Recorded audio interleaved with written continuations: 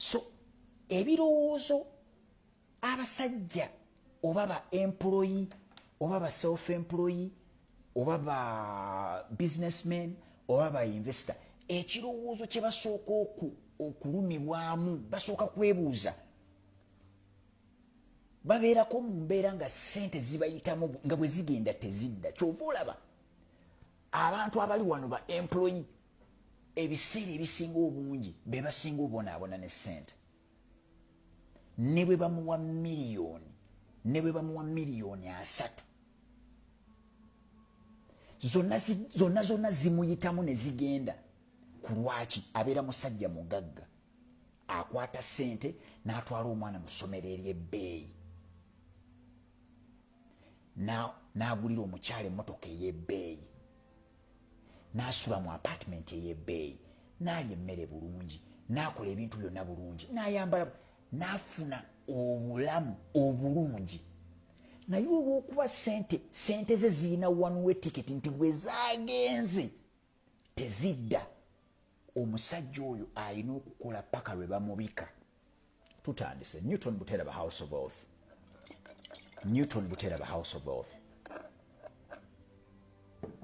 Omusomesa asomesa abanaasomesa abasomesa, okusomesa abasomesa abanaasomesa abasomesa, okusomesa abasomesa abanaasomesa abasomesa, basomesa abasomesa. Olaba level gye ndi eri mubire kati gwe bw'oba okifunye live awo gwoddako.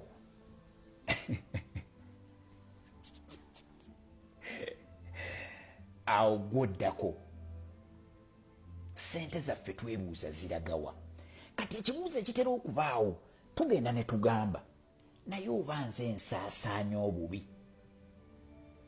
Era abantu bonna abasinga ekisoose okubajjira mu mutwe kusala kusaasaanya. N'alekeraawo oggula engatto empya, n'alekeraawo oggula fridge empya. Okitegedde? N'alekeraawo oggula fridge empya. N'alekeraawo n'agamba n'ennyumba kaŋŋende ngimiime, n'abaana kambakyusa amasomero, n'omukyala kanfune wa bbeeyi layisi.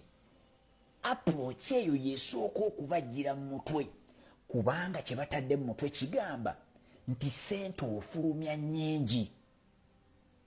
Kumbe si kufulumya nnyingi bwe buzibu. Ssente zaabadde ku one-way ticket, bwe zaagenze tezidda.